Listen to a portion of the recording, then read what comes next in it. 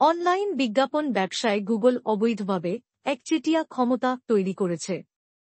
যুক্তরাষ্ট্রের ভার্জিনিয়ার একজন ফেডারেল বিচারক গতকাল বৃহস্পতিবার এই রুল দিয়েছেন।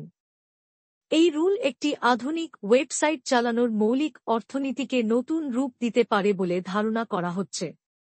রুলের বিরুদ্ধে আপিল করা হবে বলে জানিয়েছে প্রযুক্তি জায়ান্ট গুগল। গুগলের বিরুদ্ধে যুক্তরাষ্ট্রের বিচার বিভাগ সহ 7টি অঙ্গরাজ্য মামলা করে।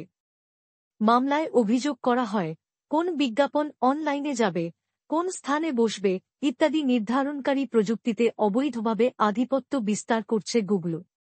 গতকাল ভার্জিনিয়ার ডিস্ট্রিক্ট জজ লিওনি ব্রিনকেমা তাঁর রুলিংয়ে বলেন, গুগল ইচ্ছাকৃতভাবে একের পর এক প্রতিযোগিতা বিরোধী কাজে লিপ্ত হয়েছে, যা গুগলকে বাজারে একচেটিয়া ক্ষমতা অর্জন ও তা বজায় রাখতে সক্ষম করেছে।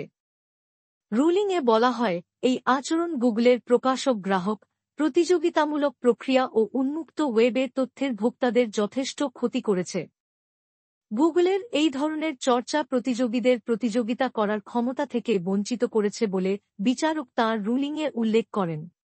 গতকালের রুলিংয়ের মধ্য দিয়ে 1 বছরে মার্কিন আদালতে অ্যান্টিট্রাস্ট আইনের 2টি মামলায় গুগল হেরে গেল। বিবিসির প্রতিবেদনে বলা হয়, গতকাল যে মামলায় গুগলের বিরুদ্ধে রুলিং হয়, তাতে মোট 3টি অভিযোগ আনা হয়েছিল। এর মধ্যে 2টিতে গুগল হেরেছে। আর একটি অভিযোগ নাকচ করা হয়েছে। আদালতের রুলিংয়ের পর গুগলের রেগুলেটরি অ্যাফেয়ার্সের ভাইস প্রেসিডেন্ট লিয়ান মুলহোল্যান্ড এক বিবৃতিতে বলেন, আমরা এই মামলার অর্ধেক জিতেছি। বাকি অর্ধেকের জন্য আমরা আপিল করব। রায়ের বিষয়ে তাৎক্ষণিক কোনো প্রতিক্রিয়া দেয়নি যুক্তরাষ্ট্রের বিচার বিভাগ।